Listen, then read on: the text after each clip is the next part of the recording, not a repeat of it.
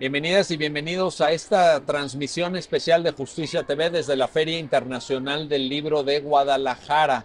Este festival de ideas, de debates, de análisis. Y bueno, mire, pues estamos aquí hoy para platicar de un ejercicio editorial como no recuerdo otro, al menos no con estos alcances, al menos no con esta dimensión. Les estoy hablando de la colección de cuadernos de jurisprudencia que han venido apareciendo a lo largo de los años recientes en el marco de la infatigable tarea del Centro de Estudios Constitucionales de la Suprema Corte de Justicia de la Nación. Para entender el contenido, la estructura, el propósito mismo, la razón de ser de esta colección de cuadernos de jurisprudencia, le doy la bienvenida al programa a Daniel García Huerta. Daniel, Hola, bienvenido. Miguel, buenos días, muchas gracias. Un gusto recibirte. Igualmente, el gusto es todo mío. Muy amable. Y también le doy la bienvenida al programa a la magistrada Ana María Ibarra Olguín, directora del Centro de Estudios Constitucionales. Bienvenida, Ana María. Muchas gracias por la invitación, Miguel. A ver, no recuerdo, pero tú dime si estoy mal, a lo mejor me equivoco, pero yo no recuerdo algo de esta proporción. A ver, estamos hablando de casi 50 volúmenes, estamos hablando que incluso algunos de ellos en dos versiones porque se requirió una actualización, ¿no? Pues aportaciones nuevas, etcétera. ¿Es correcto hablar de que nunca se había hecho un esfuerzo de esta dimensión? Bueno, está mal que yo lo diga, ¿no? Pero la verdad es que el trabajo del equipo del Centro de Estudios Constitucionales ha sido pues monumental. Nos hemos dado la tarea de reconstruir todas las decisiones, todas las líneas jurisprudenciales de la Corte en materia de derechos humanos, en derecho y familia y en otros temas selectos. Eh, Tal vez hay algunas compilaciones de sentencias de la Corte o algunos cuadernillos que se empezaron a sacar en otras administraciones, eh, pero creo que ninguna sigue la lógica del precedente judicial, que es lo que tratamos de hacer acá, de contar, ¿no?, esta historia de construcción de los derechos, de construcción de las instituciones familiares a través de una cadena de casos. Estos cuadernos no son solo pues una reseña o un resumen de las decisiones de la Corte, sino que tratan de seguir la metodología del precedente judicial, de la reconstrucción, configuración de líneas jurisprudenciales. Entonces creo que además de la cantidad de temas que hemos abordado en nuestros cuadernos, pues el valor agregado está en eso, ¿no? En seguir, en avanzar hacia una lógica de precedente judicial.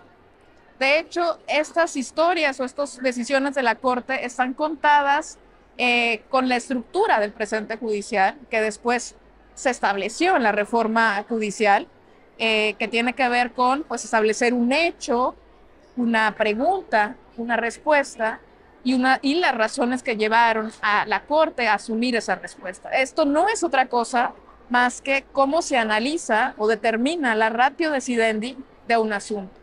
Entonces, me parece que ese es el valor agregado, ¿no?, de estos cuadernos.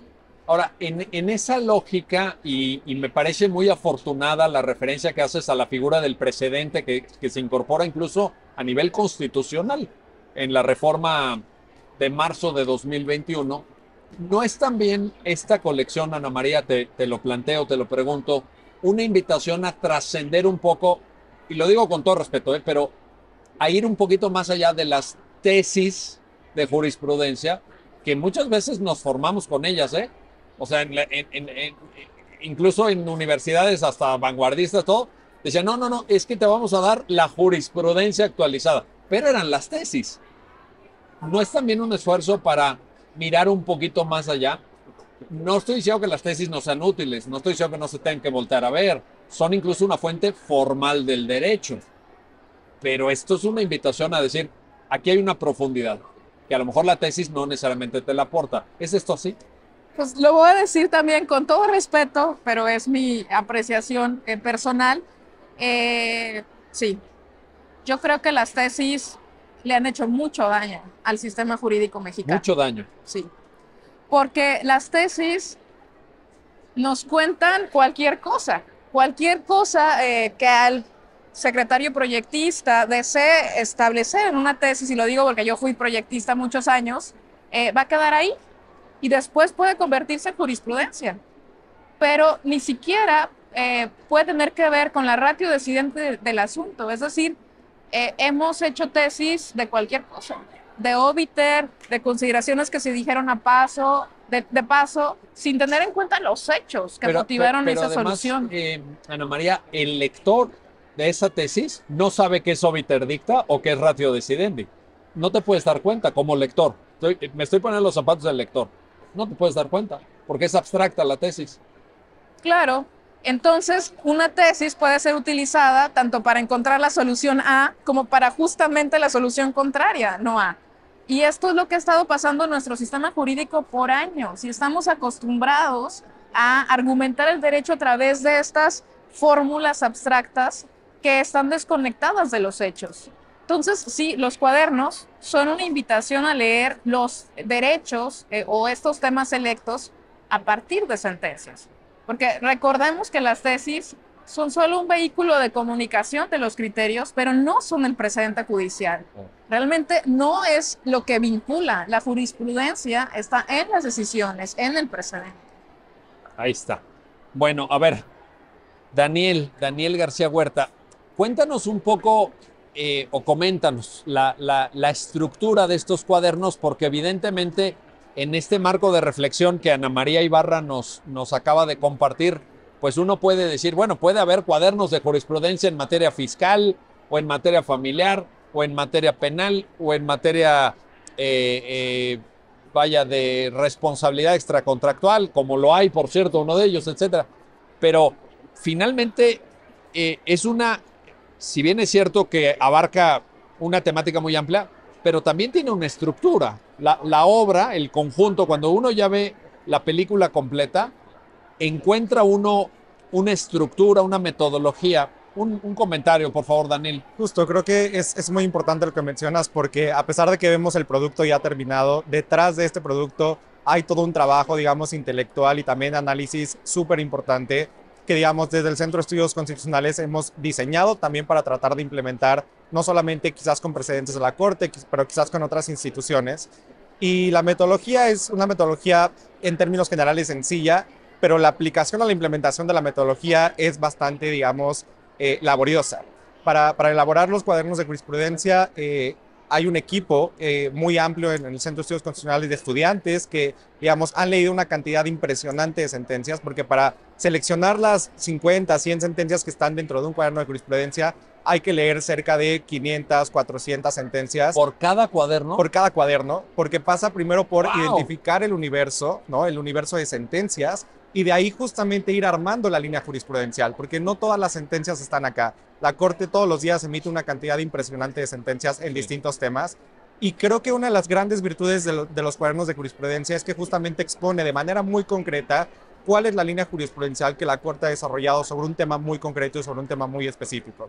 Entonces, hay un universo muy amplio de sentencias, después viene un proceso de selección de cuáles son las sentencias que nosotros consideramos que trazan o que conforman una línea jurisprudencial, y después viene todo el proceso, digamos, de análisis, ¿no? Porque hay que revisar las sentencias con mayor profundidad, hay que justamente identificar, con base, como lo decía Ana María, en la estructura del precedente, pues cuáles son los hechos específicos del caso, cuál es el problema jurídico, cómo planteó la Corte el problema jurídico, porque luego a veces en una sentencia puede haber distintos problemas jurídicos. Sí. Entonces, seleccionar el problema jurídico específicamente para un cuaderno de jurisprudencia pasa por un trabajo de análisis muy importante y muy detallado, y sobre todo también de síntesis, ¿no? Porque básicamente tener estos cuadernos de jurisprudencia te permiten tener un panorama completo, ¿no? De lo que la Corte ha dicho sobre un tema en específico, que a diferencia de lo que ocurría con las tesis, no lo teníamos. O sea, con las tesis teníamos criterios muy aislados, ¿no? Que bien podrías encontrar un criterio que te favorecía o un criterio que digamos, que no te favorecía, pero,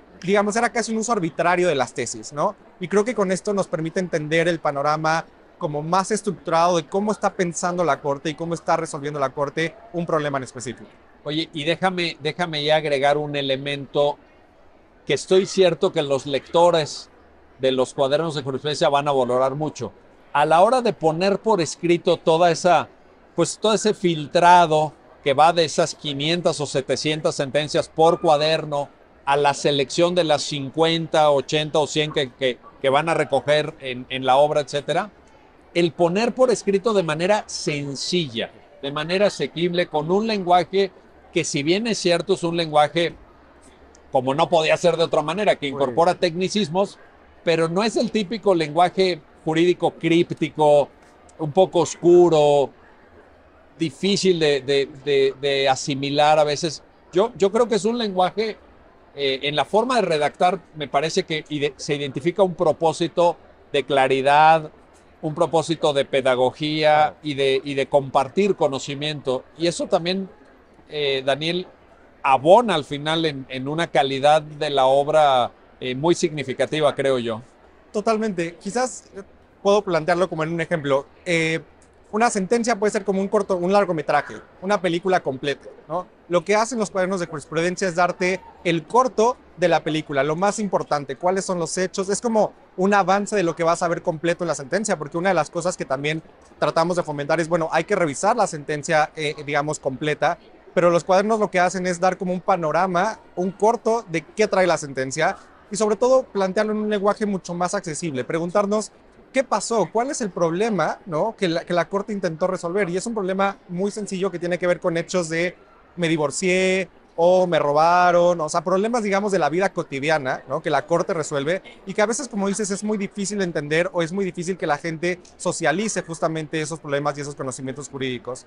Los cuadernos parten justamente de esta idea. A ver, en un párrafo, ¿cuáles fueron los hechos del caso, ¿no? Una señora solicitó un divorcio y era víctima de violencia. Bueno, ¿cuál era el problema jurídico específico que la Corte tenía que resolver? Ah, bueno, y eso se hace con base en una pregunta, ¿no? ¿Qué pregunta específica la Corte intenta resolver?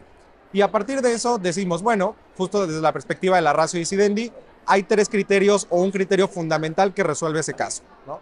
Y creo que esto al final del día ayuda un montón también, tanto a estudiantes como a profesores, como litigantes, ¿no?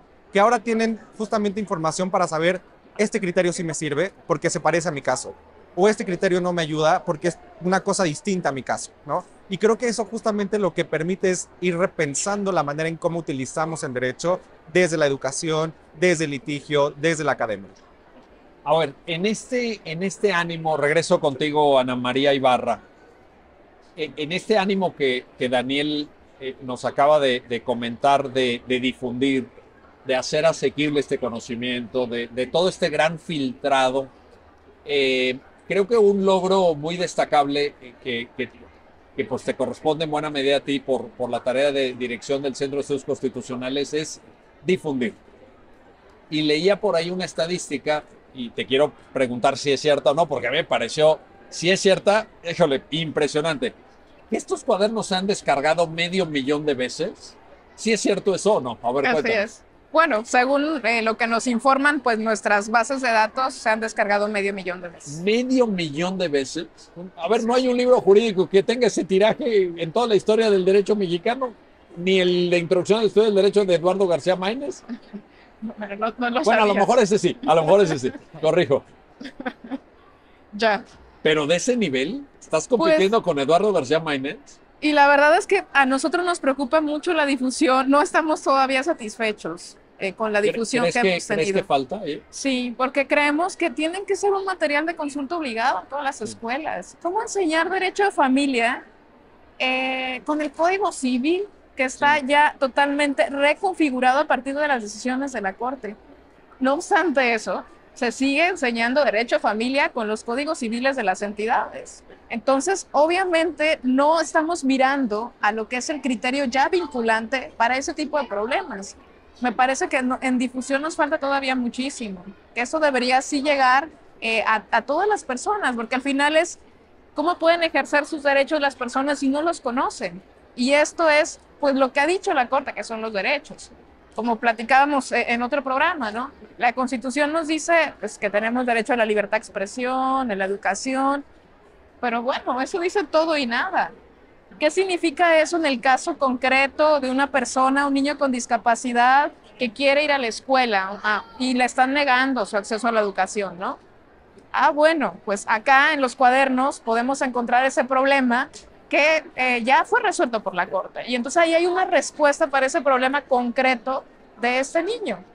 y con esto puede acudir a tribunales. Entonces, tal vez parece mucho, pero la verdad es que siento que falta todavía muchísimo en difusión, algo que tú nos has venido ayudando muchísimo en tu gira, en tus programas, porque es darle a conocer al justiciable sus derechos para que pueda defenderse frente a los abusos de la autoridad.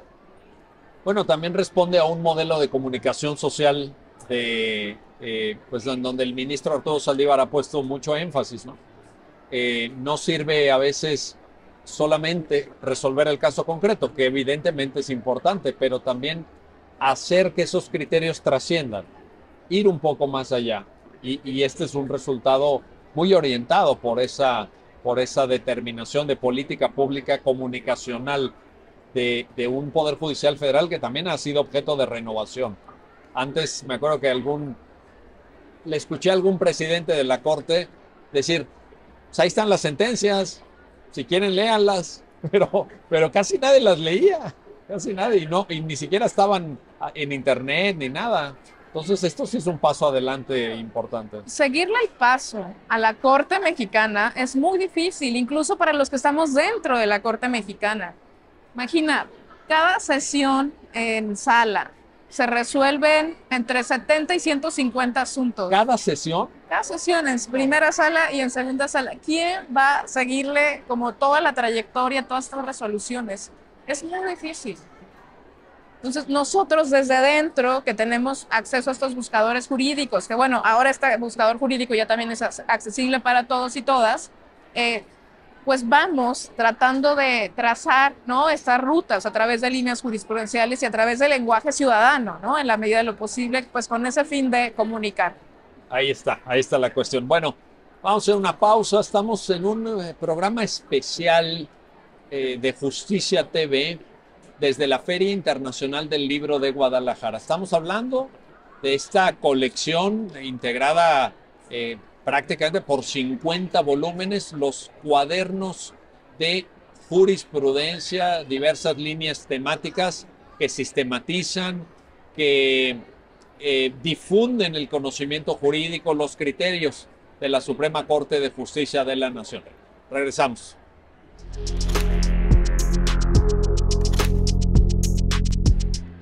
Ya estamos de vuelta, ya estamos de regreso en esta transmisión especial de Justicia TV desde la Feria Internacional del Libro de Guadalajara, la FIL de Guadalajara, esta oportunidad de conversar con autoras, con autores, de pensar el mundo de los libros y de lograr conectar pues con ese gran objeto de deseo de cualquier proyecto editorial, que es encontrar al público, encontrarlos a todas y todos ustedes. Daniel García Huerta, a ver, te planteo lo siguiente. Esta colección de cuadernos de jurisprudencia de la Suprema Corte de Justicia de la Nación también me parece que aspira a reflejar el carácter dinámico del derecho, el hecho de que tú puedes tener un muy buen ejercicio de doctrina jurídica en materia de derecho penal, derecho civil, de derecho administrativo, fiscal, etcétera, pero este aluvión de criterios a los que Ana María Ibarra aludía antes del corte, este paso acelerado, me atrevo a calificarlo así, de nuestra Suprema Corte, pues te obliga a intentar. Y decía Ana María Ibarra, bueno, pero es que es muy difícil y tantas sentencias, sí, pero por lo menos tienes que hacerte como profesional del derecho el propósito de seguir esto. Estos cuadernos, Daniel, te pregunto, te lo planteo, ¿también abonan en reconocer esta dinámica y este paso acelerado que tenemos que seguir quienes estudiamos Derecho en México? Totalmente. Yo creo que una de las virtudes de los cuadernos es que como que hacen despertar el derecho. Nos enseñan el derecho en movimiento, digamos, el derecho, digamos, de todos los días, el derecho cotidiano, ¿no? Y creo que esto va en distintas facetas, desde la faceta, digamos, académica, ¿no?, en donde en la enseñanza del derecho ya no solamente se enseñan, digamos, ideas dogmáticas, teóricas, ¿no?, de autores que en su momento quizás fueron muy reconocidos y en un contexto histórico y en un contexto político y jurídico muy particular fueron muy útiles, ¿no? Pero hoy en día el contexto del derecho mexicano es otro, ¿no? La dinámica del derecho constitucional, del derecho familiar, del derecho laboral es completamente otra y no podemos seguirla viendo desde la perspectiva de las ideas de 1940, 50, 60, porque el derecho es completamente otro, ¿no? Permite también ayudar a las y los estudiantes a ir entendiendo el derecho como una disciplina que se construye todos los días y como una herramienta que permite solucionar problemas concretos y no solamente pensar ideas abstractas, ¿no? La teoría, la filosofía son importantes, pero digamos, en la formación de abogadas y abogados necesitamos personas que entiendan, que conozcan exactamente cómo funciona el derecho. Y por ejemplo, en el ámbito del litigio, y es una cosa que siempre digo, también los cuadernos de jurisprudencia hacen, es que más allá de decir lo que hay, dicen lo que no hay, ¿no? Es decir, tú puedes consultar un cuaderno de jurisprudencia y decir, estos son los precedentes.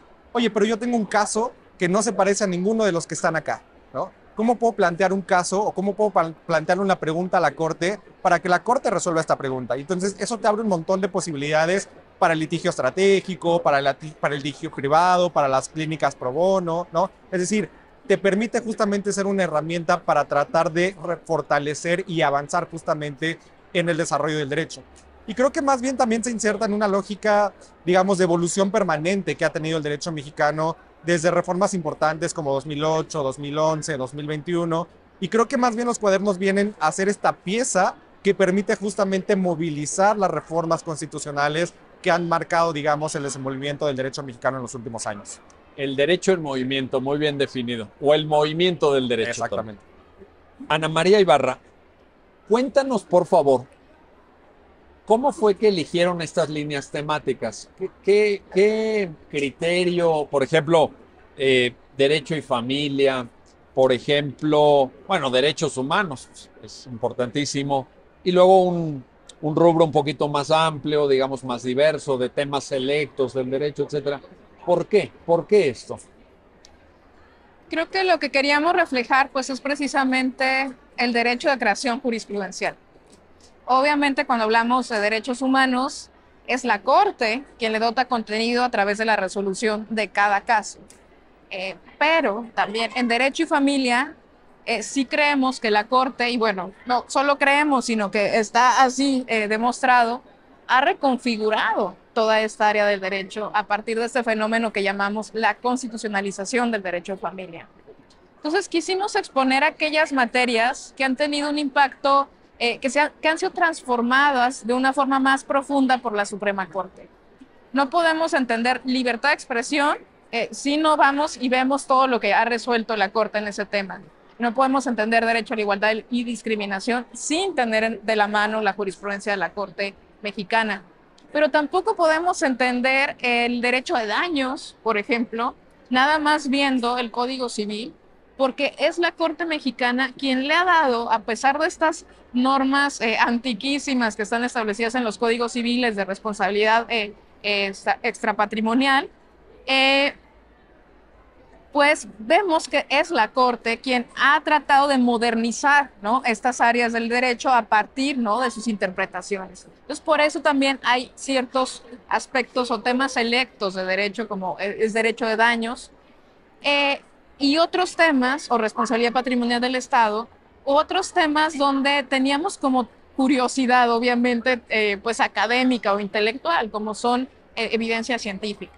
Importantísimo. Creemos, por ejemplo, que ahí la Corte ha puesto pues puntos fundamentales sobre cómo dialogar con la evidencia científica, con la ciencia para resolver preguntas fundamentales respecto a la determinación o alcance de los derechos. Entonces también quisimos mirar esto. Obviamente faltan temas por desarrollar. No hay aquí una colección de derecho penal, por ejemplo, que sería fundamental también derivar. Ahí lo dejamos encargado para la próxima administración. Eso. Y una cosa muy importante es que estos cuadernos necesitan actualización. Como decimos, si la Corte Suprema resuelve 150 casos a la semana, pues necesitamos que esto esté en continuo movimiento, ¿no? Esto de derecho constitucional en movimiento, pues lo trajimos de la doctora Ana Laura Magaloni y su libro sobre presente judicial, pero es precisamente eso. El derecho se mueve todo el tiempo y es dinámico gracias a las resoluciones de los jueces. Los jueces son quienes le dan vida a estas normas y quienes lo flexibilizan, ¿no?, a las a la situación social, a la situación, pues a la realidad. Bueno, ahí está. Y en esto, déjame regresar un poquito. Decías, constitucionalización del derecho de familia, que es una obra que tú, por cierto, coordinaste, ¿verdad? También publicada por el Centro de Estudios Constitucionales. Pero el fenómeno de constitucionalización abarca otros temas. Te lo planteo por esto. Tú ahorita decías, derecho de daños. Uno puede decir, no, pues el derecho de daños, la responsabilidad civil extracontractual, la de toda la vida, o los elementos de la responsabilidad civil, en lo cual tú has aportado mucho, incluso desde tu trabajo como secretaria de Estudio y Cuenta, en algunos precedentes valiosísimos de responsabilidad civil. Pero hoy la lectura del derecho mexicano de daños y esa área de la responsabilidad civil extracontractual es una lectura constitucionalizada, ¿no? ¿Es esto correcto? En cierto punto, sí, porque voy a ser muy honesta. Creo que se habló del derecho a una justa indemnización porque era la puerta de entrada para que la Corte pudiera definir ciertos puntos que de otro modo se iban a ver como de legalidad. Pero sí creo que gran parte del derecho de daños es derecho civil y son temas de legalidad. Habrá cuestiones que cruzan, por ejemplo, cuando hablamos de constitutional torts o violaciones de derechos humanos que son susceptibles de reparación. El objeto a veces de esos litigios son el derecho a la vida, el derecho a la salud, el derecho a la integridad, que son derechos humanos. Exacto. Hay un cruce, hay una dificultad, hay una frontera ahí, pero no podemos decir, por ejemplo, el derecho de daños en México es un área de estudio exclusivo del derecho civil. Creo que sería incorrecto. No en el estado actual mexicano. No en el estado actual. Sí. Y no quiero decir con esto que sea 100% un tema constitucional. Desde luego la doctrina civil, los elementos de la responsabilidad civil, me acuerdo que hay una tesis muy famosa sobre eso, pues vienen incluso de aportaciones del siglo XIX, de doctrina francesa, etcétera. Pero hoy tenemos un derecho de daños le metieron el turbo, vaya, Sí. ¿no? Para decirlo así coloquialmente. ¿Es esto correcto? Sí, totalmente. Y creo que fue a propósito justamente el derecho a una justa indemnización. Eso fue lo que permitió, ¿no? Esta apertura para que la Corte pudiera pues dar otra comprensión a figuras que habían estado muy estáticas o que no habían tenido evolución. Ya lo hemos platicado en otros programas, ¿no? Donde la verdad era más fácil para las empresas o para los responsables pagar las indemnizaciones que no ser negligentes, salía más barato, ¿no?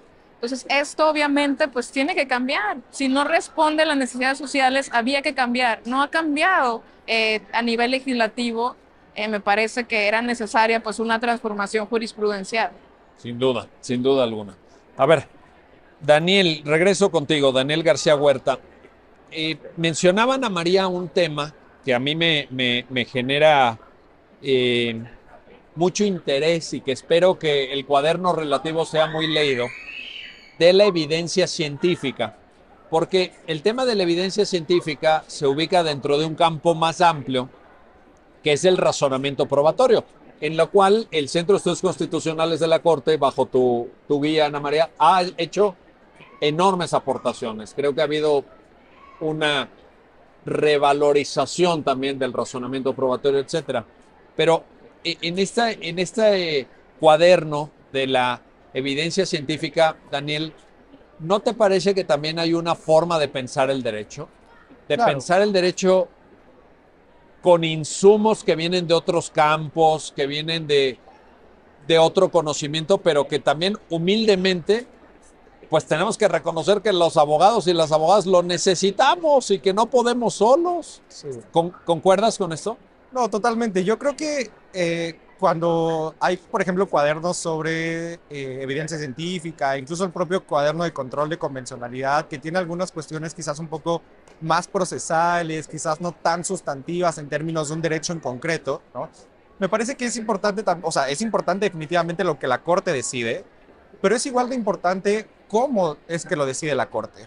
Y creo que cuando tienes, por ejemplo, cuadernos de evidencia científica o tienes cuestiones probatorias, te ayuda a entender justamente cómo es que la Corte llega a ciertas decisiones a partir de determinados tipos, por ejemplo, de evidencia, cómo se valora la prueba. Y la verdad es que es un campo que al menos en México todavía creo que nos falta mucho desarrollar, ¿no?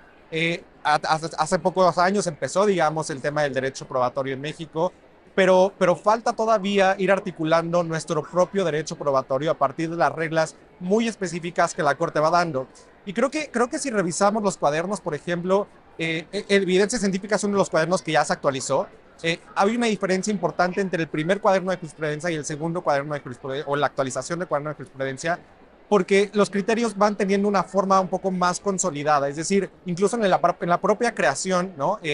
Alejandra Rabasa, una compañera que es la que lleva precisamente ese cuaderno de evidencia científica, nos decía, hay un cambio fundamental entre la primera y la segunda edición porque entendimos cosas, ¿no? Porque entendimos las cosas de manera distinta, porque la Corte también empezó a reaccionar para argumentar justamente cuestiones probatorias. Entonces, también los cuadernos de jurisprudencia son digamos, un trabajo en proceso. Es decir, no es un trabajo que se haya acabado ahorita, es un trabajo que, como dice Ana María, requiere actualización, sí, pero también va a ir ampliando justamente los criterios que la propia Corte va desarrollando. Entonces, seguramente para secretarias y secretarios de estudio y cuenta, va a ser a veces quizás más fácil regresar al cuaderno y decir, este criterio lo dijo la Corte, puedo cambiarlo, ¿no? O vale la pena cambiarlo, o vale la pena retomarlo. Creo que justamente nos permite tener un panorama muy claro de dónde estamos parados en el derecho mexicano. Oye, y decías, Daniel, bueno, secretarios de estudio y cuenta, pero ojalá que también a secretarios proyectistas de fuero común, a jueces de fuero común, que ellos tienen el no menor compromiso y la enorme responsabilidad de ir construyendo desde abajo. Claro. Porque también, pues, ¿cuántos casos llegan a algo? Sí, muchos, 150 cada, sí, pero de todas formas, frente al universo de casos de la jurisdicción del fuero común, pues son una minoría, ¿no? Claro, y un poco, siempre lo hemos platicado en el Centro de Estudios Constitucionales, la lógica del precedente es importante porque, bueno, la Corte dicta un precedente, pero lo cierto es que los precedentes, el origen del precedente se construye desde abajo, es decir, desde los casos que llegan a los tribunales, desde cómo deciden las y los jueces de primera instancia, las y los jueces de amparo, que al final del día ese razonamiento puede ser avalado o puede ser rechazado por la Corte para fijar un precedente, pero la construcción, digamos, de esa idea, de ese concepto, de esa solución jurídica, viene también desde abajo, desde quien formula la demanda, desde quienes hacen la estrategia de litigio, hasta quien decide en primera, segunda o en última instancia, ¿no? Como la Corte. Ahí está, muy bien. Bueno, vamos a hacer una pausa, no se vayan, estamos en esta transmisión especial para Justicia TV desde la Feria Internacional del Libro de Guadalajara, la FIL de Guadalajara. Esta reunión, esta celebración del mundo de los libros y pues nada más y nada menos que para presentar esta impresionante colección de los cuadernos de jurisprudencia del Centro de Estudios Constitucionales de la Suprema Corte de Justicia de la Nación. Regresamos enseguida.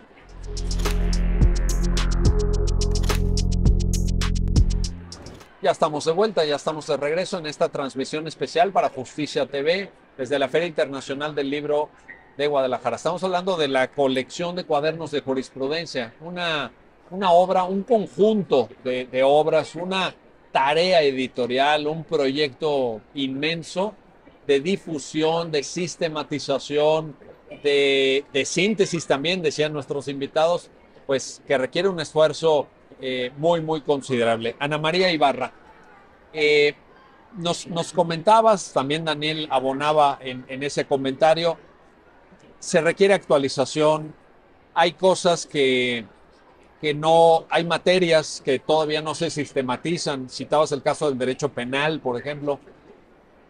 ¿Concibes en la responsabilidad que a ti te tocó de iniciar este proyecto, que hacia adelante es una obra que no solamente tiene que continuar, sino que implica una apertura hacia el futuro?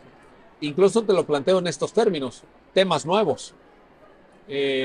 Algunos son muy obvios, derecho penal ya no mencionaste, pero temas que ahorita a lo mejor ni siquiera traemos en el radar o en donde la Corte todavía no construye un corpus jurisprudencial suficiente.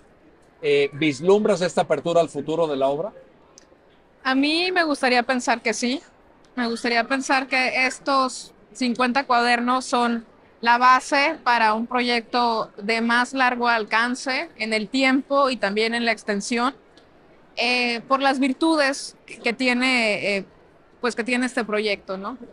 Como decía Daniel, primero sí dar a conocer, obviamente, al ciudadano, a todas las personas, cuáles son sus derechos en este lenguaje, pues, lectura sencilla, ¿no?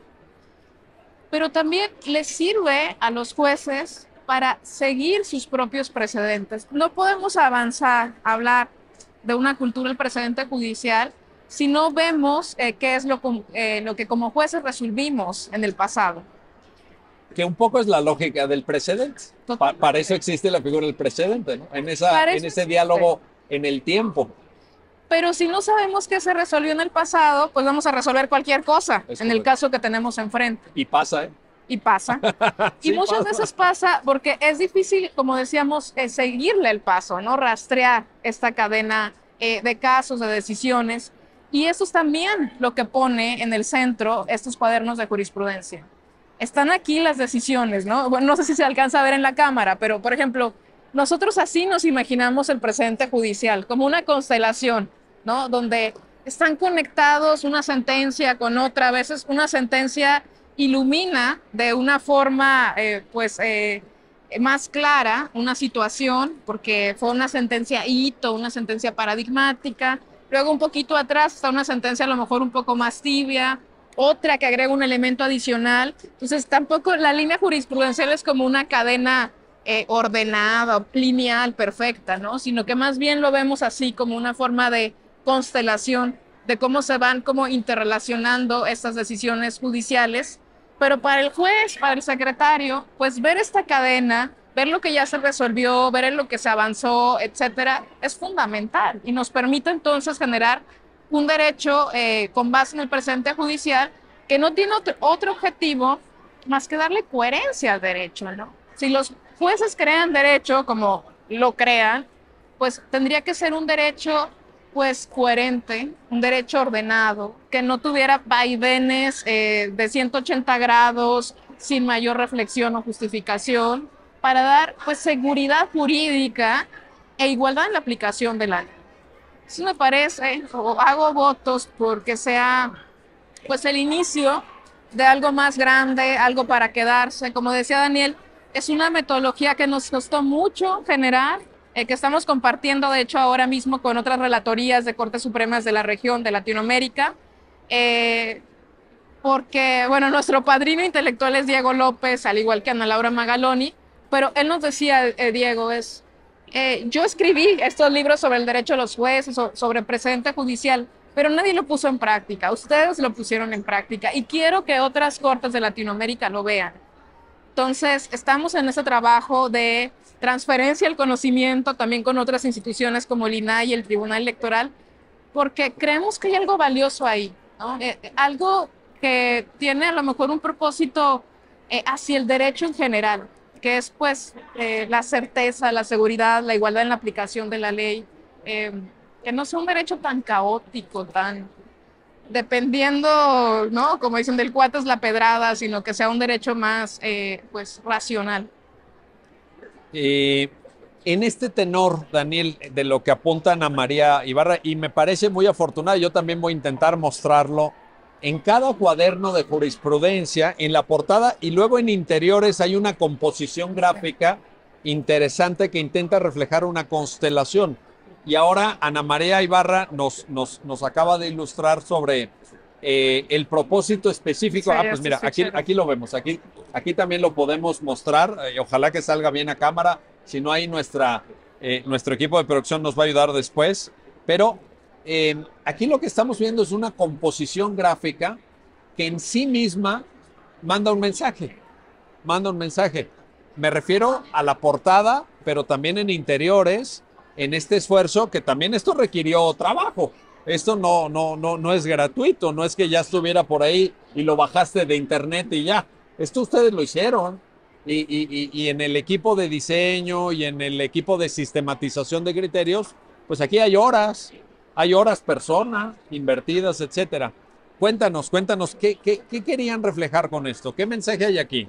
A ver, creo que para llegar al diagrama que bien señalas, hay un montón de horas de trabajo. Es decir, no es como que abro PowerPoint y tengo toda la información ya hecha y solo voy a hacer una gráfica. No, para hacer la gráfica necesitas datos y esos datos, digamos, seleccionar los datos es como el resultado de la implementación de la metodología. Y creo que la parte gráfica ayuda muchísimo a tener en un solo momento, en un solo golpe visual, un panorama completo de la línea jurisprudencial, ¿no?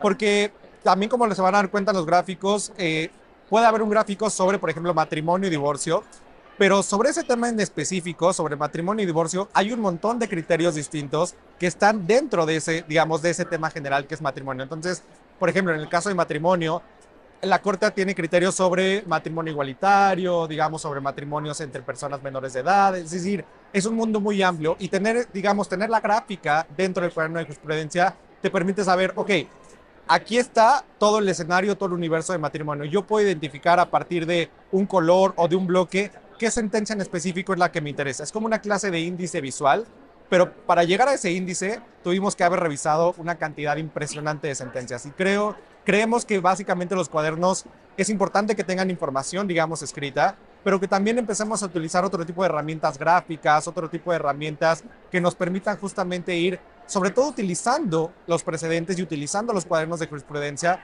porque la idea de los cuadernos no es que sean simplemente obras que se quedan guardadas en un librero, sino que sean obras de consulta cotidiana, obras que permitan justamente enseñar el derecho. Yo recuerdo mucho que cuando yo estudiaba la licenciatura hace algunos años, un maestro siempre llevaba a alguien de la Suprema Corte a enseñarnos a utilizar lo que en ese momento se llamaba el JUS, ¿no? Entonces era, bueno, entras a la página del JUS, pones la palabra y le das clic en buscar. Eso estaba muy padre, pero creo que más allá de saber utilizar los buscadores, es importante también saber utilizar los cuadernos de jurisprudencia y eso pasa por entender la lógica y la estructura del precedente, por qué las cortes deciden como deciden, por qué los jueces pueden no crear derecho, que son discusiones que siempre han estado, digamos, en la teoría, pero que a pesar de que hay discusiones que se quedan en el mundo del deber ser, creo que hay otro mundo que también tenemos que ver, que es el derecho que es, y el derecho que tenemos todos los días, y el derecho, digamos, como lo establece, como lo dice un investigador colombiano, Esteban Restrepo, el derecho que constitucionaliza la vida cotidiana.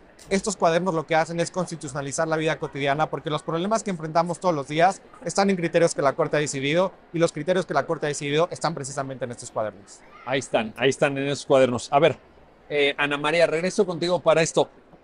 Daniel acaba de utilizar un concepto bien interesante que me parece que articula en buena medida este esfuerzo editorial. Línea jurisprudencial. Y es la idea de la constelación. Quizá un tema, decía el propio Daniel, bueno, matrimonio, bueno, es un tema, el ejemplo que puso es maravilloso porque lo ilustra a cabalidad. Y habrá otros sin duda, pero me refiero a que un tema no queda definido por una sola sentencia. Por importante que sea, siempre la Corte va añadiendo matices, va señalando nuevas ópticas, nuevas perspectivas, etcétera. Y también en eso, la idea de la constelación, esta composición gráfica, el hecho de que, tú misma lo has dicho, los cuadernos requieren actualización, lo que está demostrando es que el concepto que ahorita Daniel nos comparte es esencial para entender la lógica de los cuadernos. Son líneas. A veces se abren de este lado, a veces se abren de este lado, a veces el camino regresa, en fin. Pero me parece muy afortunado este concepto. ¿Coincides? Sí, totalmente. Creo que es la base del derecho pensado en clave presente judicial, ¿no? Y ahorita que estamos con las analogías, la constelación que utilizamos acá en el Centro de Estudios Constitucionales, pero creo que la analogía que mejor define lo que es una línea jurisprudencial, pues es esta que utilizó Dworkin, ¿no? Como la de la novela en serie. Sí. Y así es como lo platicamos con los alumnos. Es como, a ver, si queremos entender el contenido completo de un derecho, pues es como cuando uno ve una telenovela, para ponerlo en términos mexicanos. Uno no va a ver nada más un capítulo, porque no te vas a enterar de nada. Vas a ir tener cierta intriga o cierto debate, pero pues hasta ahí. Pero si queremos saber la historia completa, el contenido completo de los derechos, pues hay que ver todos los capítulos. Y en este caso, todas las sentencias. Cómo una sentencia va agregando un ingrediente o retrocediendo, aumentando. Como yo decía, no es a veces lineal, sino a veces más desordenado. Pero esta cadena completa, esta novela completa es el derecho, es la historia de los derechos humanos, es la historia que nos cuentan los jueces de lo que son los derechos humanos. Sin duda. Y en esto, Daniel, en esto que acaba de apuntar Ana María Ibarra, hay también un carácter narrativo del derecho que queda reflejado en los cuadernos. Esta idea de la novela o de la narrativa o de una visión, lo voy a decir en el marco de esta Feria Internacional del Libro, hasta literaria del derecho. De decir, a ver, porque tú mismo decías, en cada cuaderno se empieza el análisis de los temas con un contexto fáctico. Tú decías, bueno, se divorcia de no sé quién, o fue víctima de violencia, o tiene que pedir una pensión de alimentos, o chocó con su carro y sucedió tal cosa. Hay una dimensión literaria, narrativa también, ¿no? Ahí. Hay una dimensión, sí, literaria, narrativa, pero también yo creo que hay una dimensión incluso hasta sociológica. Es decir, tener los cuadernos, revisar los cuadernos, ver los criterios de la Corte, también nos da una clase de termómetro de cuáles son los problemas que atraviesa nuestra sociedad, cuáles son los problemas que atraviesa el país.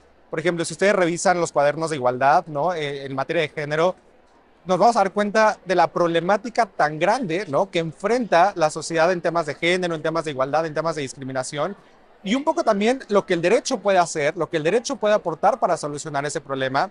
Pero al menos como siempre quizás lo comento en algunas clases, el derecho tiene sus propios límites y tiene sus propias funciones, y el derecho quizás no pueda, ¿no?, solucionar todas las problemáticas estructurales, pero sí nos permite mencionarlas, sí nos permite trabajarlas, sí nos permite identificarlas, saber que existe ese problema e intentar resolverlo. El derecho lo que hace básicamente es intentar resolver problemas con sus métodos, con sus técnicas, con sus herramientas, pero intenta abonar justamente a esa realidad que estamos viviendo en el país y que vivimos, digamos, hoy en día.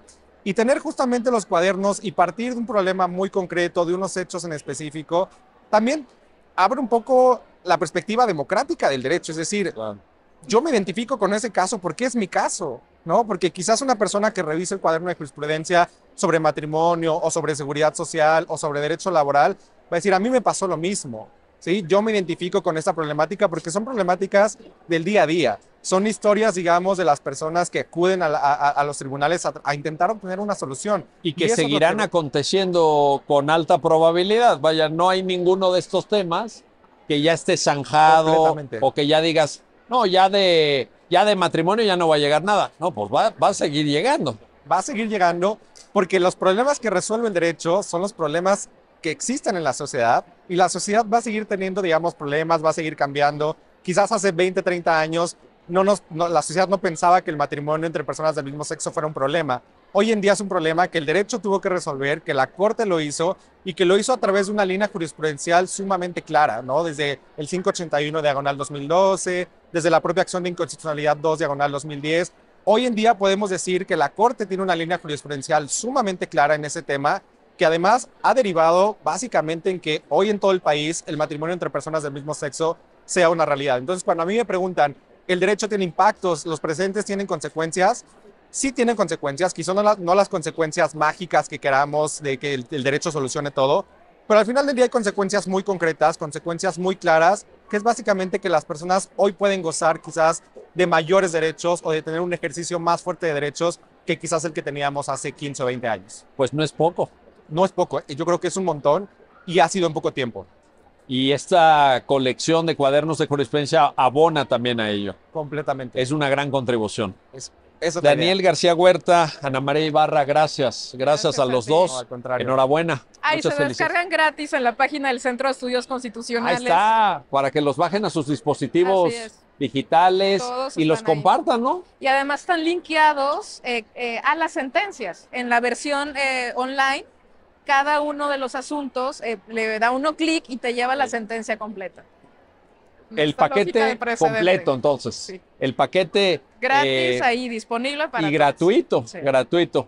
Enhorabuena también por ello. Gracias a ti. Gracias a usted que hace posible esta transmisión especial para Justicia TV desde la Feria Internacional del Libro de Guadalajara, este festival de las ideas, de la creatividad y esta reunión alrededor de ese objeto de desarrollo intelectual de la humanidad que es el libro.